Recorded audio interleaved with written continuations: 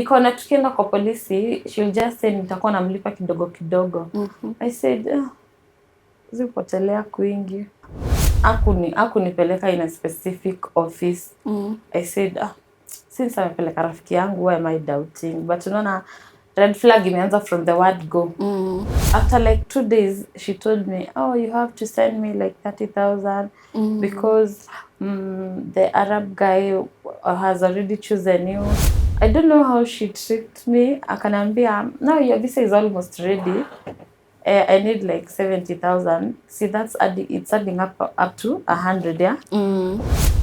This is the Fulus Africa podcast, where we tell stories of African migrants working in the Middle East, discuss financial growth, and the issues that African migrants face.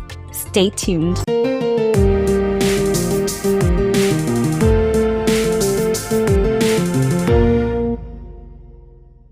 Ladies and gentlemen, welcome to another episode of Fulus Africa. Today we'll be talking about getting conned while leaving Kenya, going to the Middle East. So if you're a Kenyan who wants to work in the Middle East, in the Gulf, this is a good episode for you. So today we've been joined by a very beautiful guest. Unaweza kujiintroduce tukujue? Yeah, my name is Lulu. Yeah. So Lulu, which country did you want to work in? Qatar, I may say. Yeah, but Gulf in world In general? In general, yani. Okay. Yeah. Na nini ilifanya ukataka kutoka Kenya uende kufanya kazi Qatar? Nilikuwa nataka ku-explore. Secondly, nilikuwa napenda tu ku-travel, you know. Thirdly, for more income, yeah. Yeah, that's usually the goal for many. Yeah. So, venye ulitaka kutoka Qatar, ulikuwa na matumaini gani? What were your goals? In terms of? Like, ukitoka, so umesema you've mentioned ulikuwa pia unataka more money. Yeah. So, did you have a goal, once I get the money, this is what I want to do with my life, for my family? Yeah. I really wanted to make huge money. Yeah. And I do business back at home. Okay. Yeah. So, what happened when you now started leaving the country? Were you introduced to the agent ama ulienda kujitafutia an agent? Basically, I was introduced because the person who told me about the agency that I used was already in Gulf, in Doha, that is Qatar, yeah. So akaniambia how to, yani way forward ya kuanza process. And that's how nilianza process. Yeah.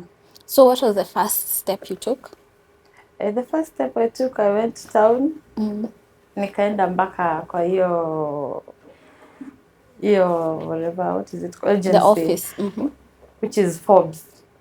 First of all, you have to register. I don't know if right now that's how they do it, but ulikuwa una register na 3,000.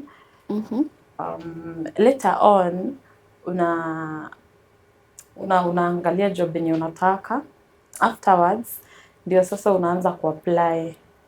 When you qualify, they will check your papers in the other side. Ukiqualify, wanakuita interview. Now, ukipita interview, well and good, you start the process of now leaving the country. Yeah, now you'll have to wait for your visa. After visa, now ticket and stuff, ndio unaenda. But you have to pay the commission, of course. Okay, so that is the process that you used to end up in Qatar.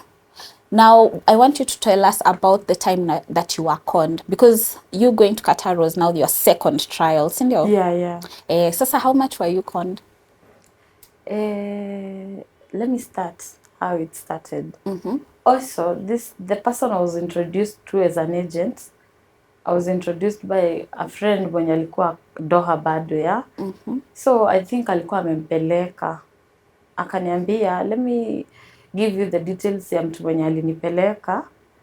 And anakuwaga na ofisi somewhere in Koja. Okay? I think walichange hiyo ofisi, yeah? So venye nilienda, we met with this lady. Hakunipeleka in a specific office. I said, since amepeleka rafiki yangu, why am I doubting? But unaona, red flag imeanza from the word go. So now tukaenda akanipeleka in a certain office Koja. The first thing she did, akanitisha passport, nothing. Akaniambia go and wait. After like 2 days, she told me, oh, you have to send me like 30,000 because the Arab guy has already chosen you. I'm making you, whatever, what is it called, CV. You need sijui what photo, I will forge for you.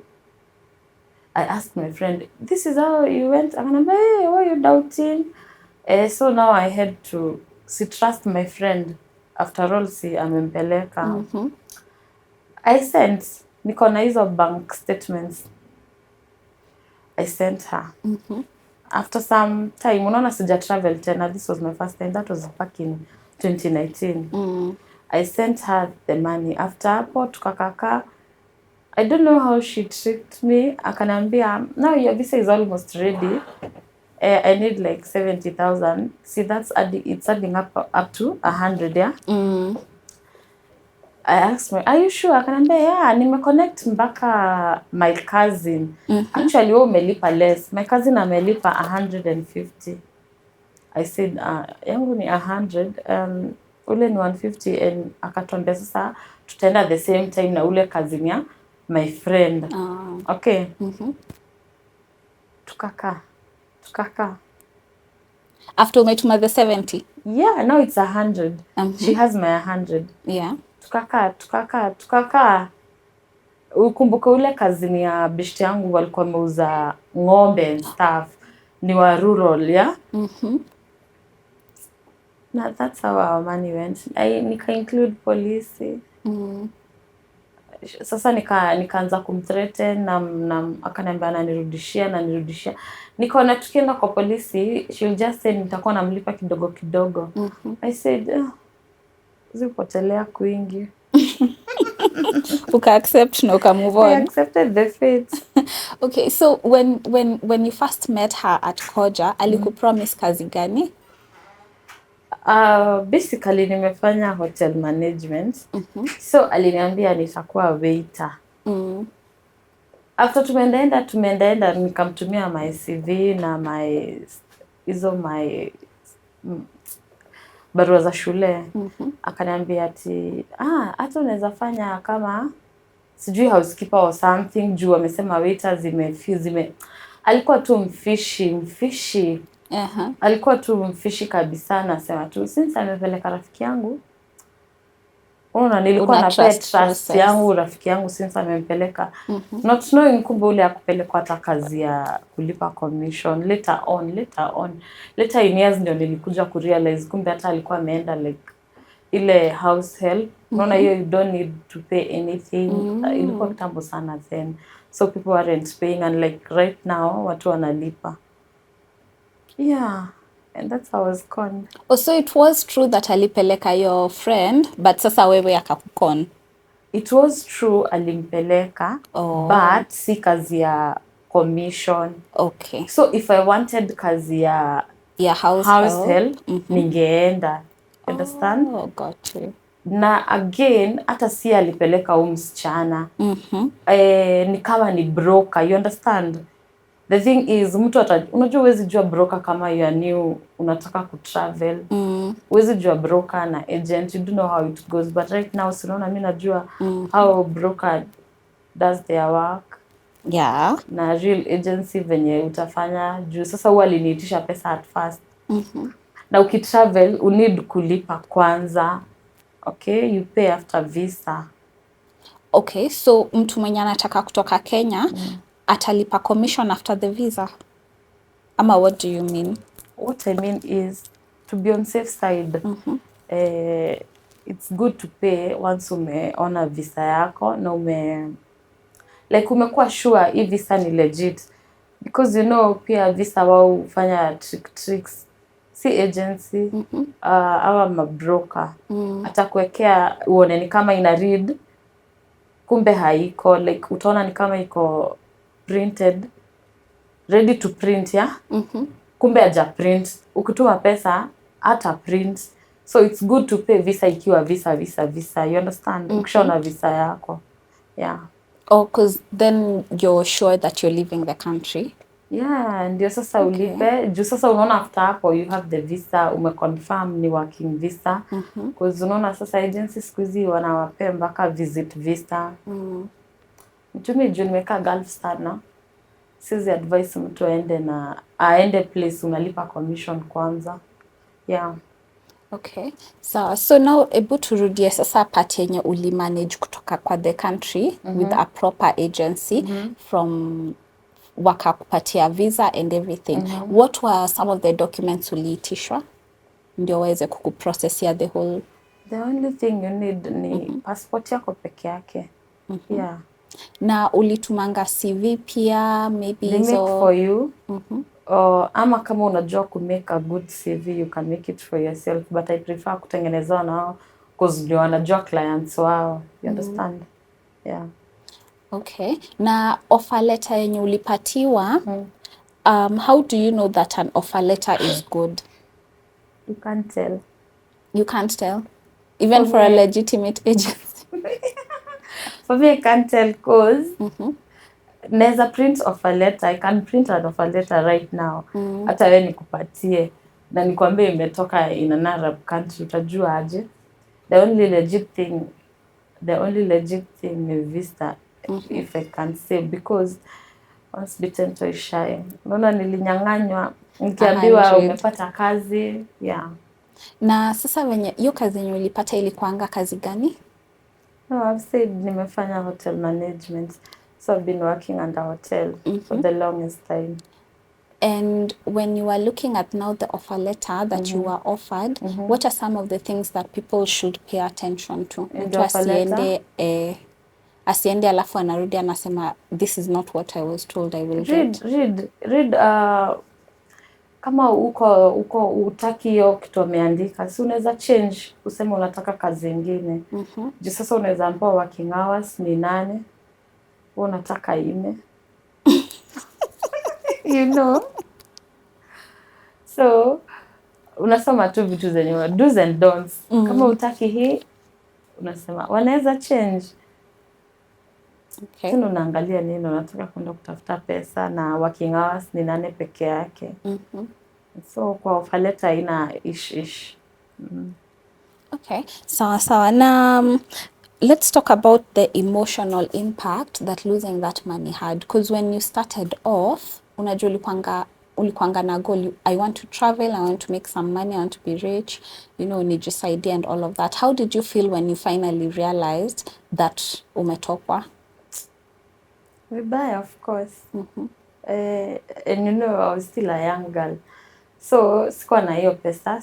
Of course it's my dad. So when my dad was like, unaona mom, unaona nilikwambia ni matapeli? And I'm like, gosh, sasa will he give me another money? Of course ilikuwa vibaya, ilikuwa mbaya yani. Yeah. Na huyo rafiki yako mwenye walikuwa wameuza hadi ng'ombe?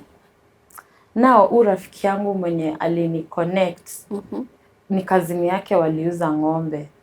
Do you know, you see now that was a family issue. Walimbaka walikosana. I don't know kama wako in terms right now, but unaona saa also me, I thought tu friend yangu ameshikana na matapeli. Coming to think of it, maybe. I don't know. Sijui. So let's do like a recap of some of the red flags zenye watu wanafaa kuangalia now. Once ukianza kudeal na agency ama agent. Now, kama unataka kudeal na agency, kama mna meet na mtu huku kwa barabara, red flag number 1. Mtu hana ofisi. So mbona unanipeleka hivi, then unanitisha pesa in what way? The only thing unaweza itishwa pesa ni medical, na medical unajilipia. Like kila mtu unaweza ujilipie medical na ufanye wewe mwenyewe. Although kuna medical fake, nimesahau nilifanyanga hata medical. Kumbe medical ya Qatar si ile ya 5,000. I don't know walikuwa in collaboration na hiyo hosi pia, cause nilifanyanga medical ya 5,000. Unaona bado nilipoteza 5,000 juu yake. Pia hiyo medical uangalie vizuri sana ni ya country gani unafanya. Okay, so medical na kama mna meet kwa streets. And medical ndio nasema ile pesa unafaa utoe maybe medical, yeah? Na medical unaona usitoe ya 5,000 I don't know kama kuna medical 5,000. Nilikuwa naive. I was just naive. Sikuwa najua anything, yeah? And I was a small girl. So ukimit na mtu kwa huku kwa street, hiyo ni kuwa fishy. That's been number 1. Juu sasa kama mtu ako na agency yake, si unaenda kwa ofisi. Yeah, na siku hizi unajua watu wanaangalia online. Office legit na yenye iko imeregister na yenye haijaregister, yeah. Like kwa the government website. Yeah, siku hizi watu wanaangalia tena online, things like TikTok, watu fake wanaanikwa day in day out daily. So before hata uanze process na certain agency, si kwanza uangalie kwa ground what are people saying about it. Yeah, about the agency. And then kitu ingine pia nime notice, I don't think uli mention that lady alikupatia hata offer letter, si ndio? No. Alikuwa tu anaenda akichange, unaenda kufanya hii kazi, unaenda kufanya hii ingine. Send me your CV again. Since I had worked, nilikuwa nafanya kazi hata before ni, you know, after like campus, nilienda attachment na nikatafuta job. So ananiambia nimtumie like, nitumie zinaitangwa nini these things.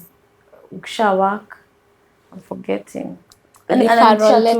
Ananitisha tu vitu zenye hata azifai, you know. Namtumia tu, not knowing. And I play hide and seek. That was it. That's a very interesting story. She's called Lucy. Why am I forgetting her name? Lucy Wakoja. Lucy. She's a brown lady. So this happened in 2019. 2019. Anaweza kwa ashaenda area ingine. Maybe reform. I don't know. Okay. So do you think that scammers take advantage of the fact that people are desperate? Yeah.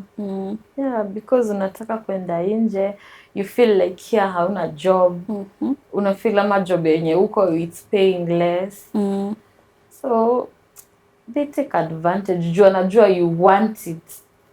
You want it like I want to go. Tena wanajua watu wako na pressure ya nani alienda, so pia wanataka kuenda. So akikutrick ati ukifanya hivi tutaenda hivi, ana feel nikimuitisha atanipea haraka, you know. They take advantage, a very big advantage. Okay. There's something else now you mentioned that you have the receipts na pia ulienda kwa polisi. Yeah. When you found a legitimate agency to take you to Qatar, yo pesa yenye ulikuanga una transfer ulikuwa unawatumianga M-Pesa ama unaweka kwa account? How were you guys dealing with each other? Ukilipa commission and all? Unajua, let me start na Lucy mwenye alinikon. Yeye hakuwa na issue. Either utume na M-Pesa ama utume na account ama umpatie cash. Unaona? Hata mimi sijui mbona sikuona huyu si mtu legit.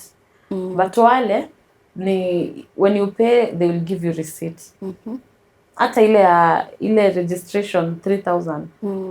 I don't know, maybe till today wako na hiyo, but mpaka sasa niko na receipt ya hiyo registration, you know. Proof of payment. Yeah. Okay. Because later on hata brothangu alipitia the same agency. Alilipa na we still have the receipts, but unaona ule hatuna. Hakuna kitu anawapatia. Yeah. Na sasa venye ulienda kwa polisi and you had like kulikuanga na maybe an M-Pesa message ukitumia Lucy hiyo pesa, what kind of assistance did the police give you? None. You know, the only thing she did, now I had to lie to her. Lucy, I'm pregnant. I cannot travel. Give me back my passport. Ndio nianze another process. Sasa hakutaka kumeet na mimi. So I sent my friend anichukulie my own passport. Juu naona ananiogopa because sasa mimi namwambia the moment tutakutana like me and you, namwambia I'm going to report you and stuff. So hapo anataka kunikaribia, unaona bado wako legit. So alipatianga friend yangu hiyo the passport. Okay, at least you got something from me to move on. No, and money. Yeah, the money umeshasema you accepted. Yeah. At least you didn't have to go apply for another passport. Yeah. But still, it's not something that should be encouraged. Yeah. So, I want us, as we conclude, tuongee na sasa watu wenye wako humu wanawachi episode. If you would speak directly to someone who's about to send money to an agent, what would you tell them who is just starting off their process? No, you don't send money in the first place. You start your process. You go see the office. The only thing I know, kuna agency nasikianga ati wachangi like your passport. But kwacha passport sioni ikiwa issue juu unaona bado hujalipa anything. Wakikwambia uache, the only thing they do wanakwambia lipa medical cause process hizi anza kama hujalipa medical.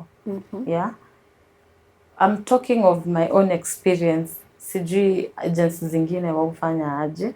But ile right process mimi nilitumia ni I went, I asked the guy mko na kazi gani na akaniambia, ndio akaniambia leave your passport here and enda ufanye medical, wakinitumia results zako, no we proceed. Yeah. After hapo ndio sasa akaanza kutuma CV kwa nikaenda interview. I guess ya kwanza nilifail. Oh, okay. Yeah, sijui sikuwa good in, sikuwa naweza kuconverse. Sijui mbona sikuwa, I think nilikuwa nervous. So nilifail kwa one-on-one. The oral interview. One-on-one, ile, I don't know, sijui ilikuwa inaitwa je, nimesahau venye walikuwa wanaiita, but nilifail hiyo ya kuongea. After hapo nikafanya ingine. Hiyo nika-qualify. Sikukaa more than 2 weeks. Wakatuma visa. Huyo agent wangu akanitumia visa. And that was it.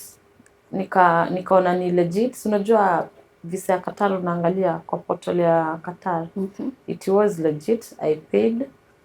After 2 weeks I traveled. Okay. So another thing that people should also note is that they can check their visa if their visa is legitimate. Yeah, you can surely check. Sasa I can only talk of Qatar, unajua Qatar. Hiyo unaweza angalia. I think hata hizo zingine unaweza angalia. After all, tuko na embassies za all countries. Unaweza enda uconfirm from there if your visa is legit. Okay. So as we sum up the episode, do you have any last words to Kenyans who are watching you today? What do I say? Yeah. If you want to go out, go. It's not a bad place. Yeah. Okay, so asante sana Lulu. Okay. We've really enjoyed having you on the podcast. Okay. Pole kwa hizo pesa zenye ulikoniwa, but you know, at least uli manage you left the country and you came back. So as we conclude, to the people listening to us at home, msisahau kulike na kusubscribe, na kama umeenjoy episode ya Lulu na unataka kuonyesha watu some of the red flags that ameshare, you can also share the episode. Until next time, bye bye. Thank you for having me. Thank you for coming.